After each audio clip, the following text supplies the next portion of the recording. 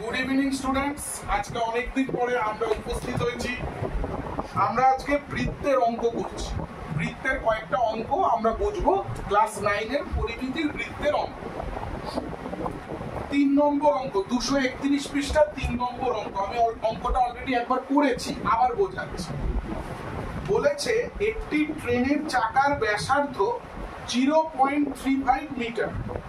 1 মিনিটে চাকাটি 450 বার ঘুরলে ট্রেনটির গতিবেগ ঘন্টায় কত? ভালো করে বোঝো। একটা ট্রেনের চাকা যদি একবার পুরো ঘোরে, তার মানে কি হচ্ছে? ট্রেনের চাকাটি পরিধি যতটা রাস্তা ততটা অতিক্রম করছে। তাহলে এই ট্রেনের চাকার ব্যাসার্ধটা বলে দিয়েছে 0.35 মিটার বলে দিয়েছে। তাহলে চাকার পরিধি কত? 2 পাই আর। পাই মানে 22-এর 7 বসিয়েছি, আর মানে লিখেছি 0.35। 7 দিয়ে 0.35 এর ভাগটা আমি রাফে দেখিয়ে দিয়েছি। তাহলে এটা গুণ করে বেরিয়েছে 222 আর 0.05 মানে 0.05 গুণ করে হয়েছে 2.20। এই জিরোটা কেটেছে। এবার বলেছে চাকাটি 1 মিনিটে 450 বার ঘোরে। 1 মিনিটে 450 বার ঘোরে। তাহলে একবারে ঘোরে কত? 2.2 মিটার। 450 বারে কতটা ঘুরবে? 2.2 ইন্টু 450। এটা বুঝেছো? চাকাটি 1 মিনিটে 450 বার। তাহলে একবারে ঘোরে 2.2 মিটার। 450 বারে ঘোরে কত? 2.2 ইন্টু 450। ক্লিয়ার? এবার এই 450 বার ঘুরছে 1 মিনিটে, তাই তো? তাই লিখেছি 1 মিনিটে ঘোরে। কেউ চাইলে লিখতে পারো 1 মিনিটে না ঘোরে, না লিখে লিখতে পারো 1 মিনিটে অতিক্রম করে।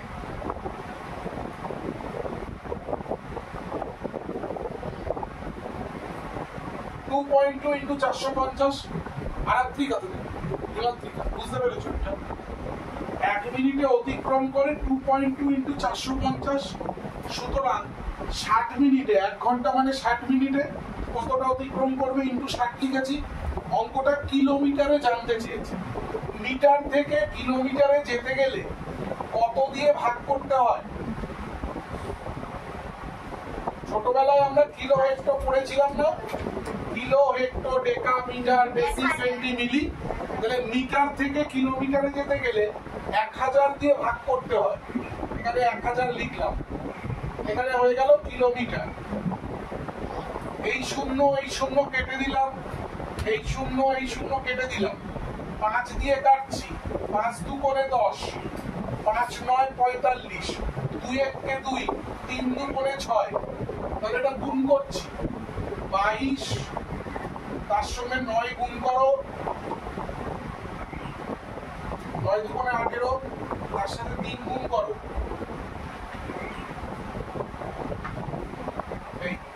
তার মানে 5 9 4। দশমিকের পরে একটা ঘর আছে, তাহলে এইখানে দশমিকটা বসবে। তাহলে অ্যান্সার লিখবো, চাকা জানতে চেয়েছে চাকাটি ঘন্টায় কত, ট্রেনটির গতিবেগ ঘন্টায় কত কিমি। তাহলে লিখবো ট্রেনটির গতিবেগ ঘন্টায় 59.4 কিমি। আসলে আমরা বার করেছি চাকার গতিবেগ। চাকার যা গতিবেগ হবে ট্রেনেরও গতিবেগ সেটাই হবে।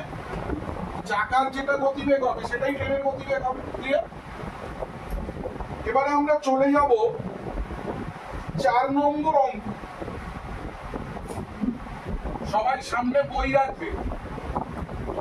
বলেছে আমোদপুর গ্রামের একটা বৃত্তাকার মাঠের ব্যাসার্ধ 280 মিটার। মাঠের ব্যাসার্ধ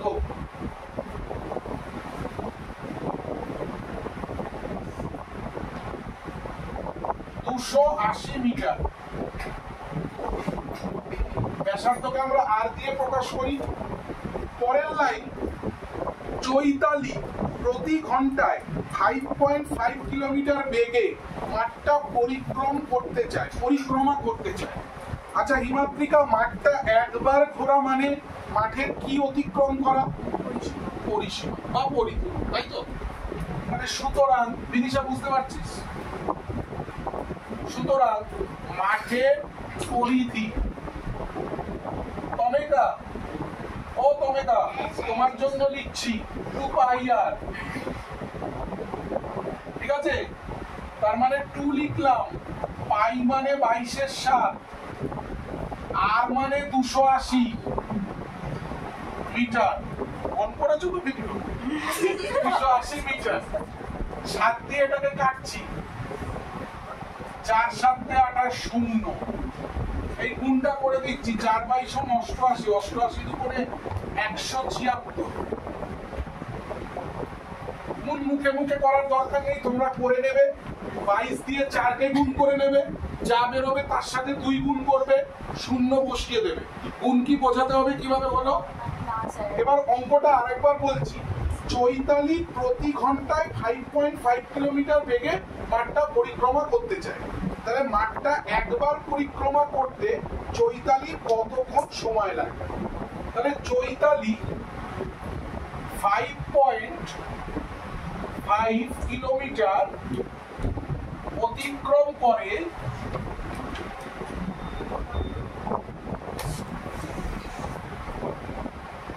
1 ঘন্টায়।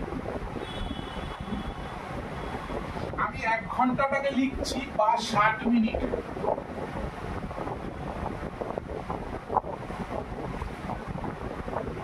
সুতরাং দেখো, আমরা যে অঙ্কটা হিসাব করব সেটা মিটারে আছে। আমরা এক্ষুনি আগের অঙ্কটা করেছি, কিলোমিটার থেকে মিটারে গেছিলাম 1000 দিয়ে ভাগ করে। তাহলে সরি, মিটার থেকে কিলোমিটারে গেছিলাম 1000 দিয়ে ভাগ করে। তাহলে কিলোমিটার থেকে মিটারে যেতে গেলে 1000 দিয়ে গুণ হবে। আবার বলছি, আগের অঙ্কটায় মিটার থেকে কিলোমিটারে গেছিলাম, 1000 দিয়ে ভাগ হয়েছিল। এই অঙ্কটায় কিলোমিটার থেকে মিটারে যাচ্ছি, 1000 দিয়ে গুণ হবে। ঠিক আছে? কিছু সমস্যা? তাহলে 1 মিটার, এই কিলোমিটারটা কেটে দিচ্ছে, এখানে করে দিচ্ছি মিটার, অতিক্রম করে। উপরে লিখবো 60, নিচে লিখবো 5.5 ইন্টু 1000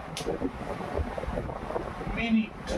সুতরাং আমরা বার করবো 1760 মিটার অতিক্রম করে 60, নিচে 5.5 ইন্টু 1000 ইন্টু 1760। এই পয়েন্টটা যদি উঠিয়ে দিই, এখানে একটা 10 আনতে পারি। স্যার, একটা শূন্য, দুটো শূন্য, তিনটে শূন্য, একটা শূন্য, দুটো শূন্য, তিনটে শূন্য কাটলাম। ঠিক আছে? 11 দিয়ে এটাকে কাটছি, 5 বার যাবে।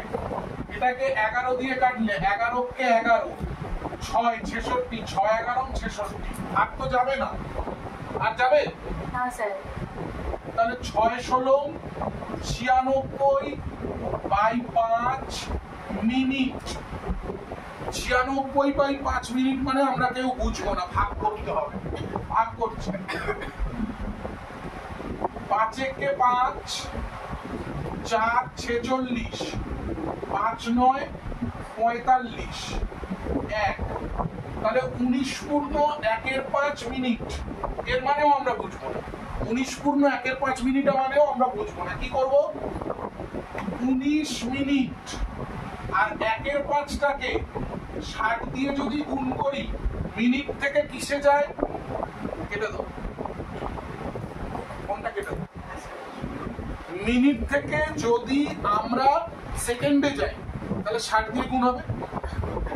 তাহলে এখানে আমি 60 দিয়ে গুণ করছি, মানে মিনিট থেকে সেকেন্ড হচ্ছে 5 12 60। তাহলে 19 মিনিট 12 সেকেন্ড। উত্তরটা কি? মাঠটি 19 মিনিট 12 সেকেন্ডে অতিক্রম করবে। অঙ্কটা দেখো তো, কে বুঝতে পারনি?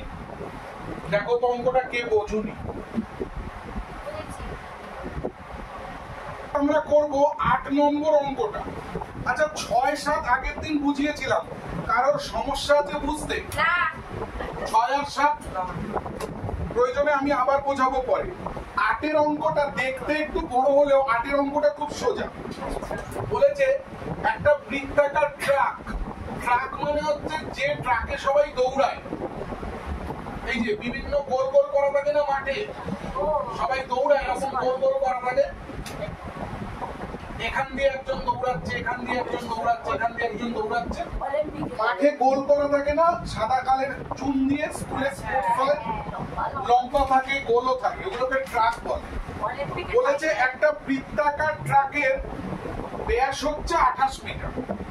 সেই ট্রাকে পূজা আর জাকির একই জায়গা থেকে একই সময় প্রতিযোগিতা শুরু করে। পূজা যখন 4 পাক ঘুরে প্রতিযোগিতা শেষ করে, জাকির তখন 1 পাক পেছনে পড়ে থাকে। প্রতিযোগিতাটি কত মিটারের ছিল? পূজা জাকিরকে কত মিটারে পরাজিত করেছে? শুনেছিস? তাহলে প্রথম বলেছে, আমি বোঝাচ্ছি, আগে একটু লিখে নিই। বৃত্তাকার ট্রাকের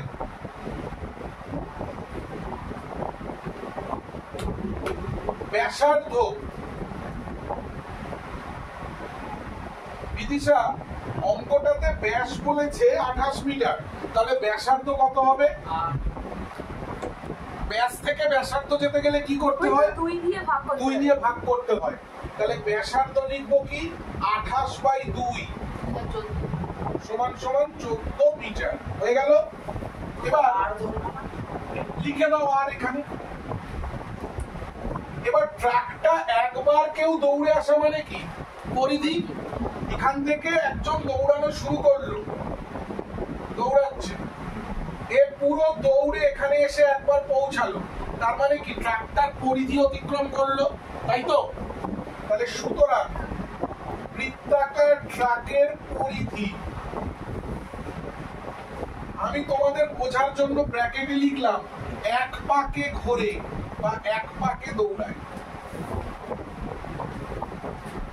এটা লিখতে হবে না, না লিখলেও চলবে। তাহলে পরিধির ফর্মুলা কি? 2πr। 2 লিখলাম, পাই মানে 22/7, আর মানে 14 মিটার, 7 দুগুণে 14, 22 দুগুণে 44, দুগুণে 88 মিটার। তার মানে আমি এখান থেকে বলতে পারি তো 1 পাক মানে 88 মিটার, 1 পাক ঘোরা মানে 88 মিটার। এখানে আমরা লিখেও দিয়েছি, এখানে পাশে লিখে দিই 1 পাক। এবার শোনো, আবার বইয়ের লাইনটা পড়ছি। পূজা 4 পাক ঘুরে প্রতিযোগিতাটা শেষ করে, তার মানে পূজা 4 পাক ঘুরেছে। তাহলে পূজা 4 পাকে ঘুরে কি হবে বিদিশা? 1 পাক মানে 88 তো, তাহলে 4 পাক মানে কি হবে? 88 গুণ 4 মিটার সমান সমান 4 8 32, 4 8 32 আর 3 35, 352 মিটার। এবার প্রশ্ন করেছে প্রতিযোগিতাটা কত মিটারের ছিল, কি উত্তর হবে? পূজা তো 4 পাক ঘুরে প্রতিযোগিতাটা শেষ করেছে, তাহলে প্রথম উত্তর, প্রতিযোগিতাটি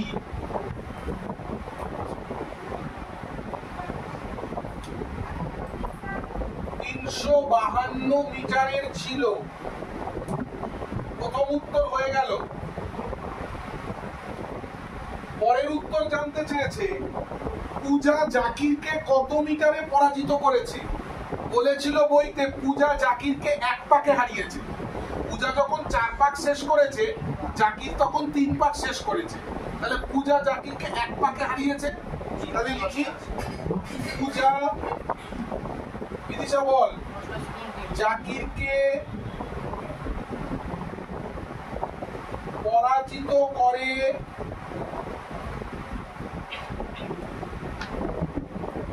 কপাকে? 1 পাকে পরাজিত করে।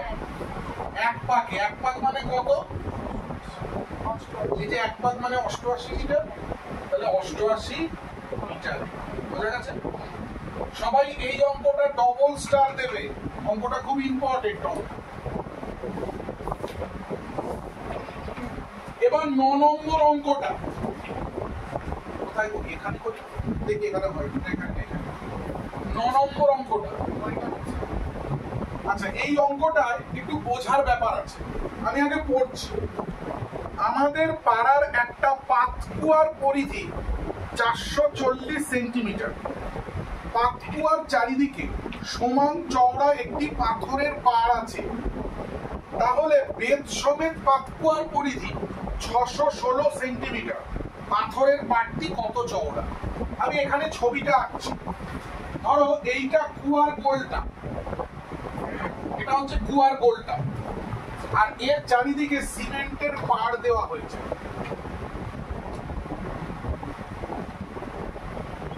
ভালো করে বুঝবেন, একটা কুয়ার যে গোলটা, সেই ভেতরের গোলটা হচ্ছে এটা, আর চারিদিকে সিমেন্ট দিয়ে বাঁধিয়ে, এতটা সিমেন্ট দিয়ে বাঁধানো হয়েছে, আর হচ্ছে পাড় সহ এই জিনিসটা তৈরি হয়েছে। এই ছবিটা কি বুঝতে পেরেছো? সবাই একটা কুয়া কল্পনা করো। কুয়ার মুখটাকে যদি সিমেন্ট দিয়ে বাঁধিয়ে দেওয়া হয় চারিদিকটা, তাহলে কুয়ার ভেতরটা কোনটা? এটা। আর বাঁধানোর পরে বাইরের পাড় হচ্ছে এটা। ওইতে দুটো লাইন বলেছে, একটা পাতকুয়ার পরিধি 440 সেমি আর বেদ সমেত পাতকুয়ার পরিধি 616 সেমি। আচ্ছা, এখানে আমরা দুটো বৃত্ত দেখতে পাচ্ছি না? এখানে যদি কেন্দ্র ধরি, এইটুকুনি যদি একটা বৃত্ত ধরি, এর ব্যাসার্ধকে আমি ছোট হাতের আর ধরছি, আর এই বৃত্তটার ব্যাসার্ধকে আমি বড় হাতের আর ধরছি। ভালো করে দেখবে, এখান থেকে একদম লাস্ট পর্যন্ত ব্যাসার্ধটাকে আমি বড় হাতের আর ধরছি, এখান থেকে এই অবধি ছোট বৃত্তটা মানে কুয়াটাকে আমি ছোট হাতের আর ধরছি। বুঝতে পেরেছো? আমাকে দুটো লাইন শুধু কষ্ট করে লিখতে হবে, তারপরে অঙ্কটা খুব সোজা। কি লিখবো? ধরি পাতকুয়ার ব্যাসার্ধ 8 সেমি, সুতরাং পরিধি কি হবে? টিচার মন নেই কেন? পাতকুয়ার ব্যাসার্ধ যদি 8 সেমি হয়, পরিধি কত? 2 পাই আর সেমি। এটা পাড় তো, এটা পাড় তো, এখানে লিখছি পাড় সহ পাতকুয়ার ব্যাসার্ধ বড় আর সেমি, সুতরাং পরিধি 2 পাই ক্যাপিটাল আর সেমি। ঠিক আছে, আমি একটা লাইন লিখবো, আগে সবাই মন দিয়ে লাইনটা দেখবে। 2 পাই এই বড় হাতের আর মাইনাস 2 পাই ছোট হাতের আর সমান সমান। আমি আগে মানটা বসিয়ে নি, তারপরে বোঝাবো। বড় হাতের, দেখো বইতে বলে দিয়েছে বেদ সমেত পাতকুয়ার পরিধি। এই যে পার মানে হচ্ছে বেদ, এটা বেদ, বেদ সহ, বেদ সহ পাতকুয়ার পরিধি। সবাই বইতে দেখো লেখা আছে 616, তাহলে এখান এর বদলে আমি লিখছি 616 মাইনাস, আর শুধু পাতকুয়ার পরিধি বলে দিয়েছে 440, এটা লিখলাম। এর মানেটা কি? আমি করেছি কি, 2 পাই বড় হাতের আর মাইনাস 2 পাই ছোট হাতের আর লিখেছি। এর মানটা বসিয়েছি 616, এর মানটা বসিয়েছি 440। এটা করে লাভ কি? শুধু এবার এই ছবিটার দিকে দেখো, এই ছবিটা লাগবে কিন্তু। এটা হচ্ছে 9 নম্বরের ছবি। এই বাইরের পুরো বৃত্তটার পরিধি, তার থেকে ভেতরের বৃত্তটার পরিধি আমি যদি বাদ দিই, তাহলে এই জায়গাটার মাপটা পাবো না? সাদা যে জায়গাটা রয়েছে, এই জায়গা, এই বাইরের জায়গাটার পরিধি, তার থেকে ভেতরের জায়গাটার পরিধি বাদ দিলে এই জায়গাটার মাপটা পাবো তো? এবার দেখো, এই পুরো আমি লাল কালি দিয়ে করেছিলাম, এই পুরো বড় হাতের আর, এর থেকে যদি এই ছোট হাতের আর বাদ দিই মানে বিয়োগ করি, তাহলে এইটুকুনি মাপ পাবো না? আবার বলছি, এই পুরো বড় হাতের আর মানে এই ব্যাসার্ধ, এটার থেকে আমি যদি এই ছোট ব্যাসার্ধটা বাদ দিই, তাহলে এই মাপটুকু বাদ চলে যাবে না? তার মানে আমি এই পাটটা কতটা চওড়া পাবো? তার মানে বুঝলে না, এই ব্যাসার্ধটা হচ্ছে বড় হাতের আর, এই ব্যাসার্ধটা বড় হাতের আর, আর আমি ভেতরে একটা ছোট বৃত্ত আঁকছি। এই একটা বৃত্ত, এর ভেতরে এই একটা বৃত্ত, দুটো বৃত্ত আছে। এই বৃত্তটা এখান থেকে এত অব্দি বড় হাতের আর, এখান থেকে এই অব্দি ছোট হাতের আর, মানে এটা ছোট বৃত্তের ব্যাসার্ধ, এটা বড় বৃত্তের ব্যাসার্ধ। এই পুরো ব্যাসার্ধটা থেকে এই ব্যাসার্ধটুকু যদি বাদ যায় তাহলে কোন পার্টটুকু পড়ে থাকে? এই টুকু পড়ে থাকে না, এই যে এই পার্টটুকু পড়ে থাকে না, এই পার্টটুকু পড়ে থাকে না, মানে এটা মানে এটা না, মানে এটা না, এটা পাড়ের মাপটা না, পাড় মোটা করে পাড় দেওয়া হয়েছে, পাড়ের মাপ এটা তো ক্লিয়ার। তাহলে এখানে আমরা কি করব সবাই দেখো তো, এই 2 পাইটা কমন যাচ্ছে তাই না, 2 পাইটা কমন যাচ্ছে, 2 পাইটা কমন গেলে এখানে পড়ে থাকছে বড় হাতের আর বিয়োগ ছোট হাতের আর সমান সমান, এটা বিয়োগ করো 6 7 4 11 4 আর 1 5 1 6। সুতরাং বড় হাতের আর মাইনাস ছোট হাতের আর ইকুয়াল টু, আচ্ছা এখানে এটা করে নি, 2 ইনটু 22 এর 7 176। আমি তোমাদেরকে পাশাপাশি কাটাকাটি করতে শিখিয়েছি, 22 দিয়ে এটাকে যাবে, দেখো তো 22 দিয়ে যদি 8 গুণ করি 176 হয়, তাহলে 22 দিয়ে আমি 176 কে কাটলে 8 হয়, ঠিক আছে। 2 দিয়ে 8 কে কাটলে 4 হয়, তাহলে আর বিয়োগ আর, এই 7টা এদিকে গেলে গুণ হবে 4 এর সাথে, 4 7 28। এবার এই আর বিয়োগ আর মানে কি? আর বিয়োগ আর মানে আমি বলতে পারি পার্টটা কতটা চওড়া, এই যে এখানে বোঝালো, এই বড় হাতের আর বিয়োগ ছোট হাতের আর মানে পার্টটা কতটা চওড়া। তাহলে আমি লিখতে পারি অ্যান্সার পার্টটি 28 সেন্টিমিটার চওড়া। ক্লিয়ার সবার? সব করে 4টে অঙ্ক টুকে নাও, তারপরে আমরা আবার শুরু করব, ঠিক আছে? টুকে নাও সব, স্টার্ট। আচ্ছা এবারে আমরা 11 নম্বর অঙ্কটায় যাব। এই অঙ্কটা বুঝতে গেলে একটু ঘড়িকে নিয়ে বুঝতে হবে। ঘড়ি বলেছে একটা ঘড়ি ঘন্টার কাঁটা, আমি একটা ঘড়ি আঁকি এখানে, অঙ্কটার মধ্যে ঘড়ির ঘন্টার কাঁটা আর মিনিটের কাঁটা আছে। ঘন্টার কাঁটা ছোট হয়, মিনিটের কাঁটা বড় হয়। আমি মিনিটের কাঁটাটা বড় আঁকলাম আর ঘন্টার কাঁটাটা ছোট আঁকলাম। বলেছে ঘড়ির ঘন্টার কাঁটার দৈর্ঘ্য 8.4 সেমি। আচ্ছা বলো তো ঘড়ির ঘন্টার কাঁটাটা এক পাক ঘুরতে কতটা সময় নেবে? ছোটটা না বড়? ছোটটা। ঘন্টার কাঁটাটা 24 ঘন্টা। 24 ঘন্টা ঘড়িতে পাওয়া যায়? 12 ঘন্টা। 12 ঘন্টা। হ্যাঁ, 12 তাহলে ঘড়ির ঘন্টার কাঁটাটা এক পাক ঘুরে 12 ঘন্টায়, হ্যাঁ তাই তো? হ্যাঁ। তাহলে দুবেলা মিলিয়ে তো 24 ঘন্টাই হচ্ছে। ঘড়ির ঘন্টার কাঁটা,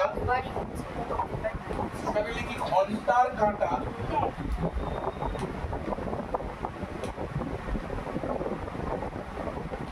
12 ঘন্টায়, এই যে ঘন্টার কাঁটাটা একটা দুটো তিনটে চারটে করে করে পুরোটা 12 ঘন্টায় এক পাক ঘোরে। 12 ঘন্টায় ঘোরে এক পাক। এই ছবিটা যদি আমি এটা মুছে দিই, এটা যদি আমি মুছে দিই, তাহলে ঘন্টার কাঁটাটাকে আমি ব্যাসার্ধ ধরতে পারি, যখন এক পাক ঘুরছে ব্যাসার্ধ ধরতে পারি। তাহলে এক পাক ঘুরে যখন, তাহলে ঘন্টার কাঁটাটাকে আমি ব্যাসার্ধ ধরলে, তাহলে ঘন্টার কাঁটা এক পাকে কতটা ঘুরবে? 2 পাই মানে 22 এর 7 আর মানে 8.4 সেমি, তাই তো? অঙ্কটা মিনিটের কাঁটাতে পরে আসছে। বলেছে ঘন্টার কাঁটা একদিনে কতটা দূরত্ব অতিক্রম করবে। একদিন মানে কত ঘন্টা? 24 ঘন্টা। শিওর? হ্যাঁ স্যার, হ্যাঁ স্যার। তাহলে 12 ঘন্টায় যদি এক পাক ঘোরে, সুতরাং 24 ঘন্টায় ঘোরে সমান সমান, আগেটা লিখছি,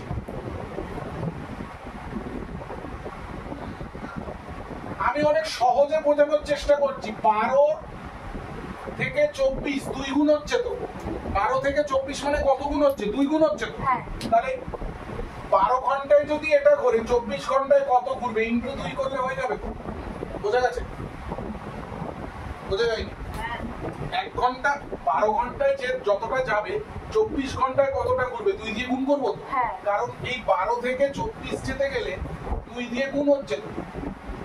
তাহলে এটার থেকে 2 দিয়ে গুণ করলে 24 ঘন্টায় কতটা যাবে পাবো তো। এবার কাটাকাটি করছি, 7 থেকে 7 7 12 84 পয়েন্টটা এখানে আছে। এবার এটা গুণ করতে হবে, আর রাস্তা নেই। 2 আর 2 গুণ করলে 4 হয়, 22 আর 4 গুণ করলে হচ্ছে 88। তার সঙ্গে 12 গুণ করছি, 8 12 96, মাথা থাকে 9, 8 12 96, 100 104 105 লিখছি। 1056 পয়েন্টের পরে 1 ঘর, তাহলে এখানে গেল। এবারে আসছে মিনিটের কাঁটা। মিনিটের কাঁটা বলেছে মিনিটের, ঘন্টার কাঁটাটা ক্লিয়ার হয়েছে। এবার হচ্ছে মিনিটের কাঁটা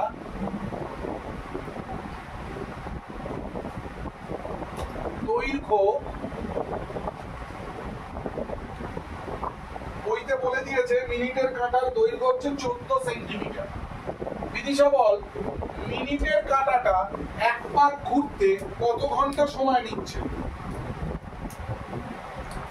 মিনিটের কাঁটা পুরো 1 পাক ঘুরতে কতক্ষণ সময় নিচ্ছে? কতক্ষণ সময় নিচ্ছে? ঘড়ির দিকে 60 মিনিট মানে কতটা?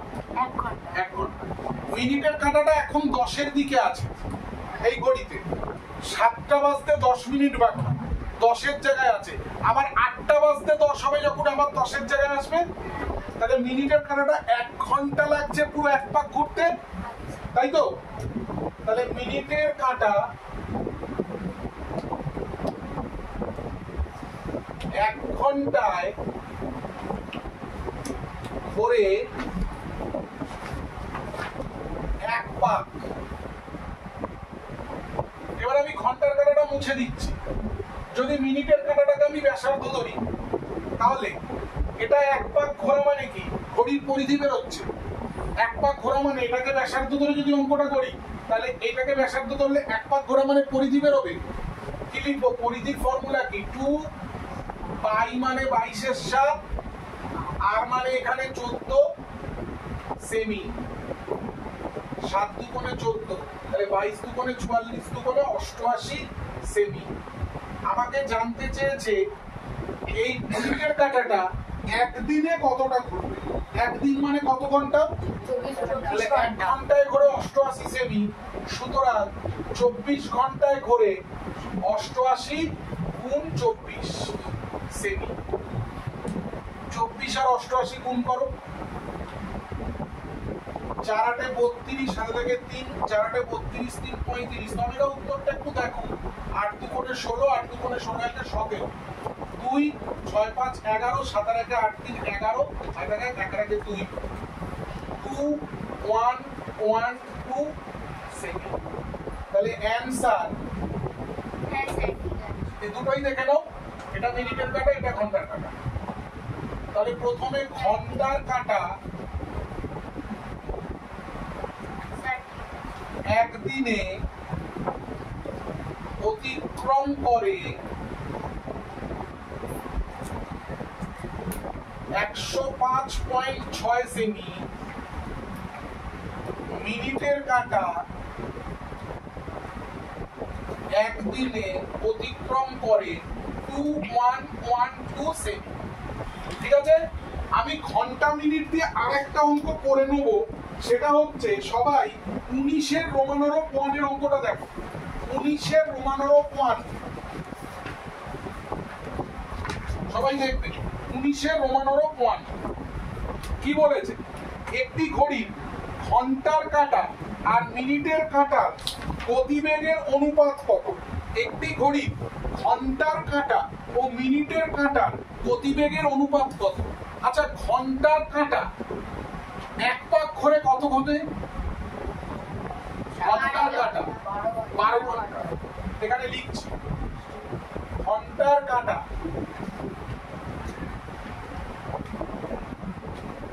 12 ঘন্টায় ঘোরে এক পাক,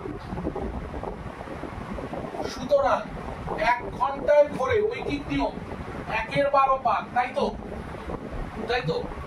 এবার হচ্ছে মিনিটের কাঁটা। মিনিটের কাঁটা পুরো এক পাক ঘুরতে কতক্ষণ নেয়? 60 সেকেন্ড।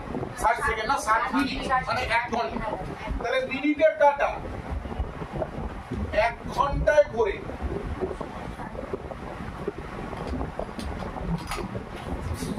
1 ঘন্টায় ঘোরে এক পাক। এবার আমার কথা ভালো করে শুনবে। ঘন্টার কাঁটা 1 ঘন্টায় করে 1/12 পাক, মিনিটের কাঁটা 1 ঘন্টায় করে 1 পাক, তাই তো? এটার অনুপাত জানতে চেয়েছে, তাহলে এখানে লিখছি 1/12:1। দুজনেরই আমি 1 ঘন্টায় বার করেছি। ঘন্টার কাঁটাও 1 ঘন্টায় বার করেছি, মিনিটের কাঁটাও 1 ঘন্টায় বার করেছি। 1/12:1, তাহলে 1/12 গুণ 1 কে উল্টালে তো একই হয়, তার মানে কত হচ্ছে? 1/12। 1/12 মানে কি? 1:12। ক্লিয়ার? অপশন হচ্ছে বি। তাহলে অ্যানসার হচ্ছে এ। ঠিক আছে? আচ্ছা, এবার 19 যেখানে এমসিকিউ গুলো ধরেছি, এমসিকিউ গুলো করে নি। 19 এর 2 রাহুল কত দূর অবধি দেখা যাচ্ছে? অনন্যা দেখো তো কত দূর অবধি দেখা যাচ্ছে না। এতটা? হ্যাঁ। এই অবধি দেখা যাচ্ছে? হ্যাঁ। ঠিক আছে। স্যার শুনে নিলেন তো? কি হয়েছে? 19 এর 2 অসুবিধা কি আছে? 19 এর 2 কে একটু পড়ে শোনাবে? আমি স্যার পড়বো। পড়ো। 19 এর 2। একটি বৃত্তাকার পার্ক সম্পূর্ণ একবার পরিক্রমা করতে সময় বাই 100 মিনিট সময় লাগে।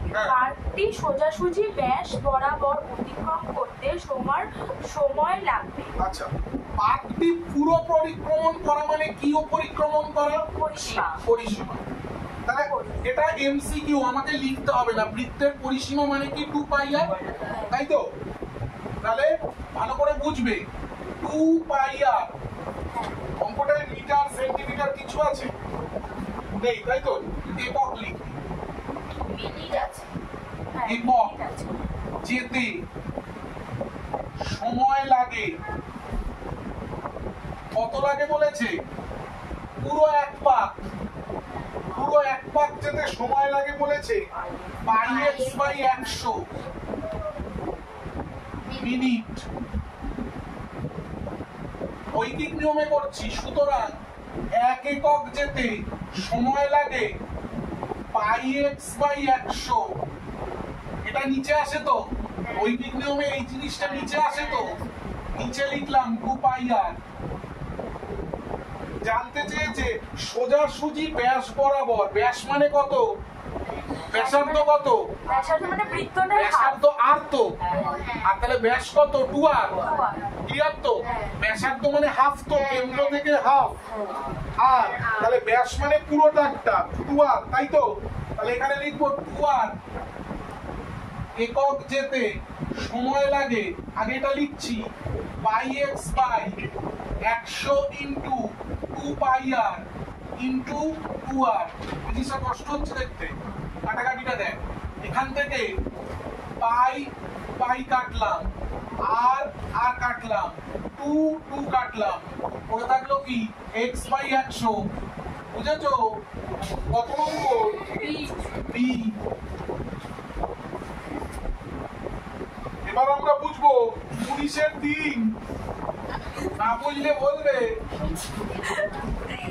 এবার পড়ো, বিদিশা পড়ো। 19 এর 3 পড়ো।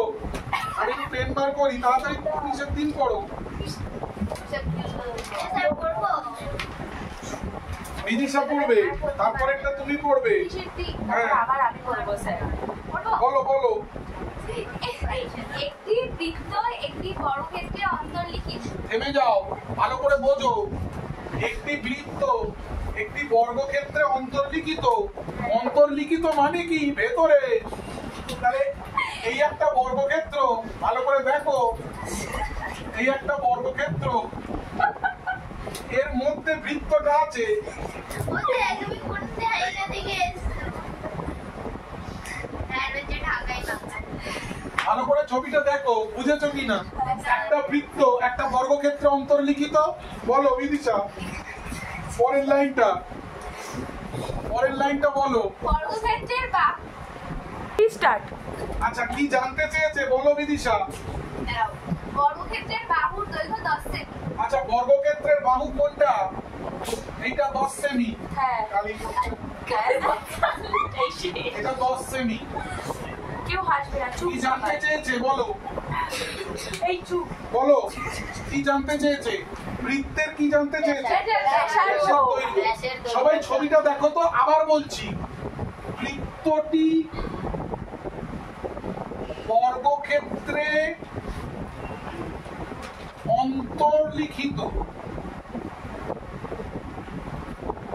মানে কি?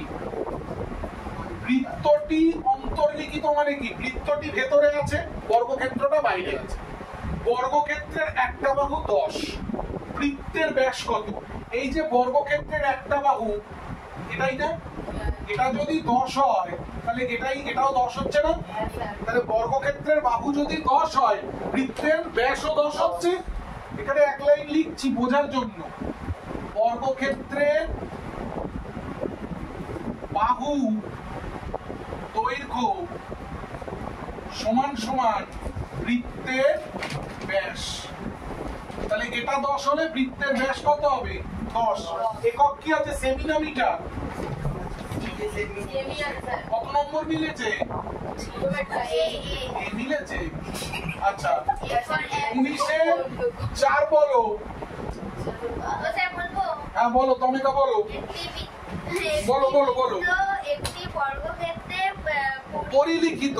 দাঁড়াও, পরিলিখিত মানে কি? পরিলিখিত মানে বাইরে, মানে বৃত্তটা বাইরে, ভেতরে বর্গক্ষেত্র। এই দুটো অঙ্কে কিন্তু ছবি আঁকতে হবে, নাহলে বুঝবে না। পেন দিয়ে আঁকো, কোনো অসুবিধা নেই, কিন্তু ছবি আঁকতে হবে। বলো তমেকা। বর্গক্ষেত্রের বাহুর দৈর্ঘ্য 5 সেমি হলে বৃত্তের ব্যাসার্ধ কত? বর্গক্ষেত্রের বাহুর দৈর্ঘ্য 5 সেমি হলে বৃত্তের ব্যাসার্ধ কত? বৃত্তের ব্যাসার্ধ কত? আচ্ছা, এইটা বর্গক্ষেত্রের বাহু 5 সেমি। হ্যাঁ 5 সেমি। আচ্ছা বলো তো, বৃত্তের কোন জিনিসটা পাবো বর্গক্ষেত্রের সাথে মিল?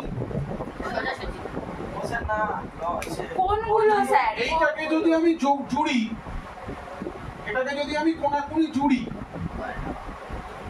কর্ণ পাবো। কর্ণ পাবো না? হ্যাঁ তাহলে বর্গক্ষেত্রের যেটা কর্ণ, সেটা বৃত্তের ব্যাস। ক্লিয়ার?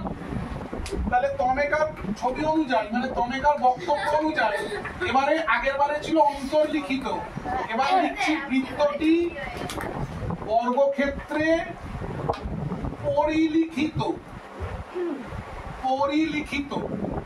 অন্তর্লিখিত মানে হচ্ছে ভেতরে, পরিলিখিত মানে হচ্ছে বাইরে। অন্তর্লিখিত মানে হচ্ছে ভেতরে, পরিলিখিত মানে হচ্ছে বাইরে, তাই তো? এবার বর্গক্ষেত্রের প্রতিটা বাহুর দৈর্ঘ্য 5 বলেছে, তাই তো?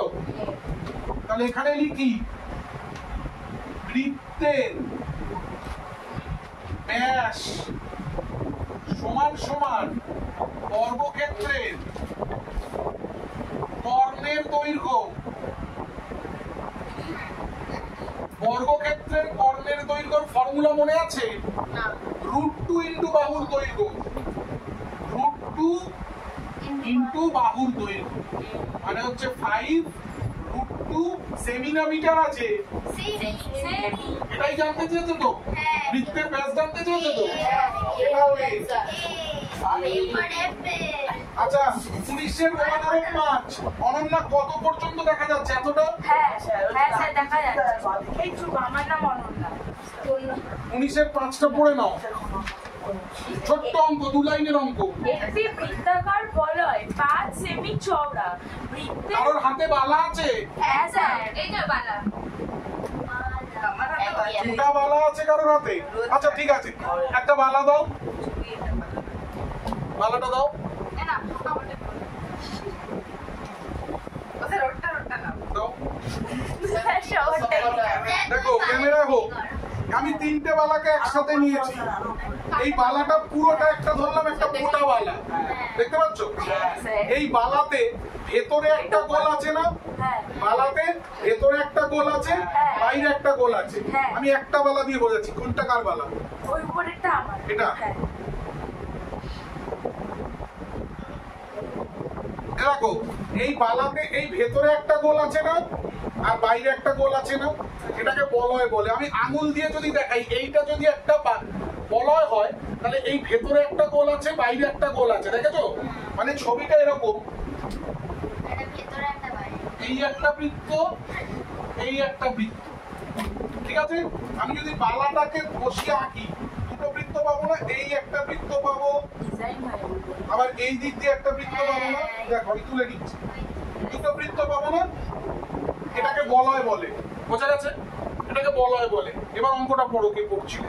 একটি বৃত্তাকার বলয় 5 সেমি চওড়া, বৃত্তের গভীর ব্যাসার্ধের দৈর্ঘ্য ও অন্ত ব্যাসার্ধের দৈর্ঘ্যের অন্তর।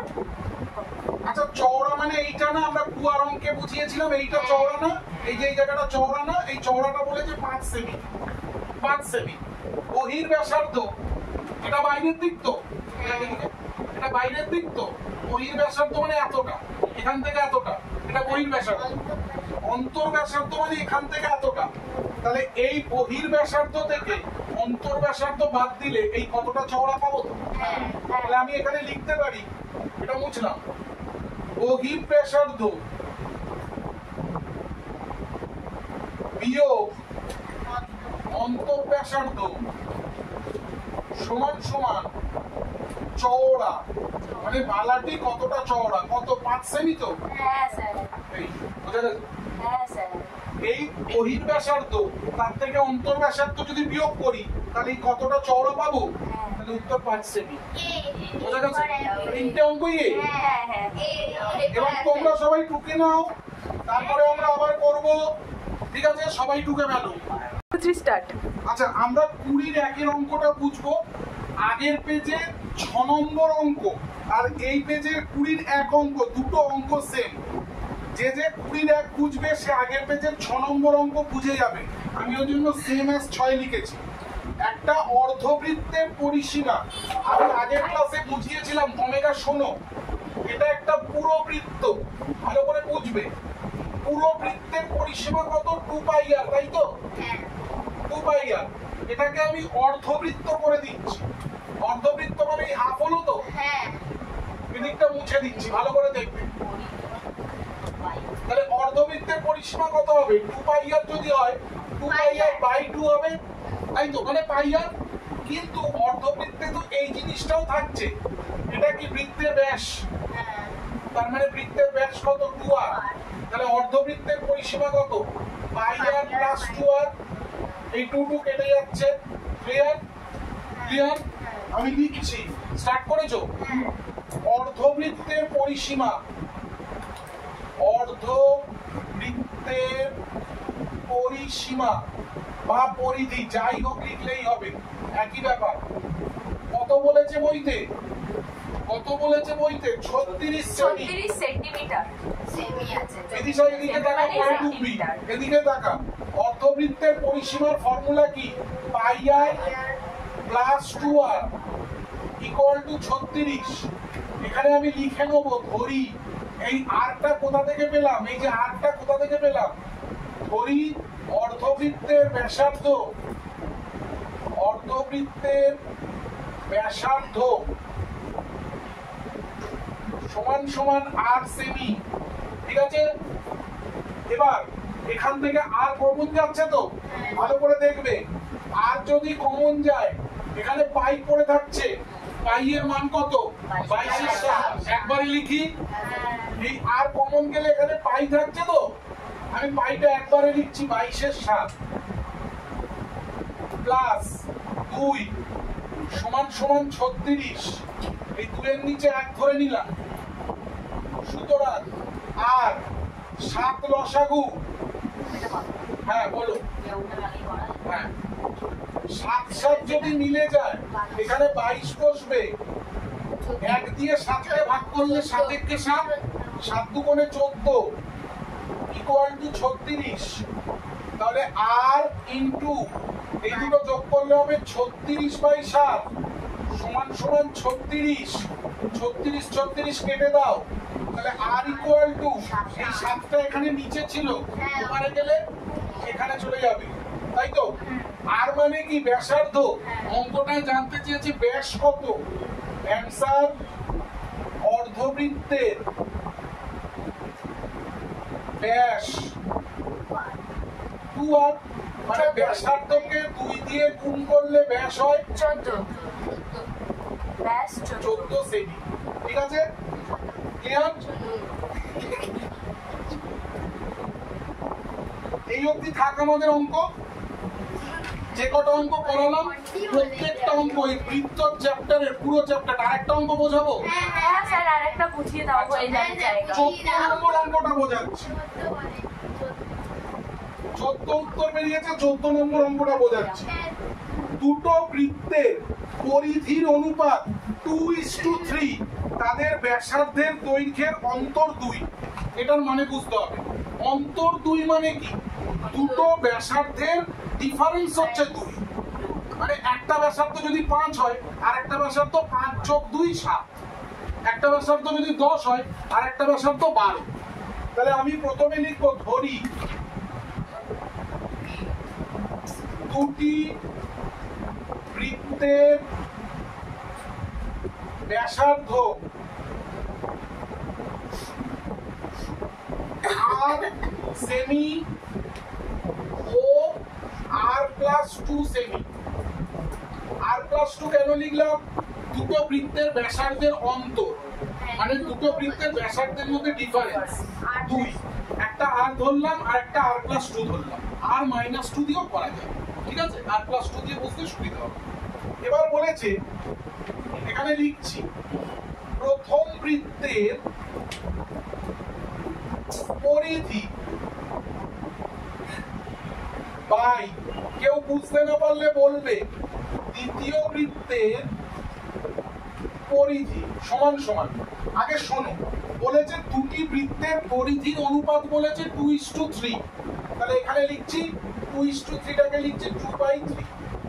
সুতরাং সবাই দেখো তো, ব্যাসার্ধ যদি r হয় তাহলে পরিধি কত হবে? 2πr। তাহলে প্রথম বৃত্তের পরিধির জায়গায় আমি লিখলাম 2πr বাই দ্বিতীয় বৃত্তের ব্যাসার্ধ যদি r+2 হয় তাহলে কি হবে? 2πr এর জায়গায় লিখবো r+2 বুঝেছিস? সমান সমান 2/3। এখান থেকে 2 কেটে দাও, পাই কেটে দাও। এবার বজ্র গুণ করছি, 3 আর r গুণ করলে 3r হলো, r আর 2 গুণ করলে 2r প্লাস 2 দুগুণে 4। এই 2rটাকে বাঁদিকে আনো, 3r minus 2r equal to 4। তাহলে r ইকুয়াল টু 4। অঙ্কটার উত্তর জানতে চেয়েছে বৃত্ত দুটির ব্যাস কত বল। 3r থেকে 2r বাদ দিলে 1r হয়, 1r হয়। আমি 1টা লিখিনি, শুধু r লিখেছি। ঠিক আছে, তাহলে অ্যানসার ভালো করে দেখবে। প্রথম বৃত্তের ব্যাস, আগে ব্যাসার্ধ লিখি বুঝতে সুবিধা হবে। প্রথম বৃত্তের ব্যাসার্ধ কত লিখেছিলাম? r। r মানে কত? 4 সেমি। আচ্ছা, আমি অ্যানসার লিখছি।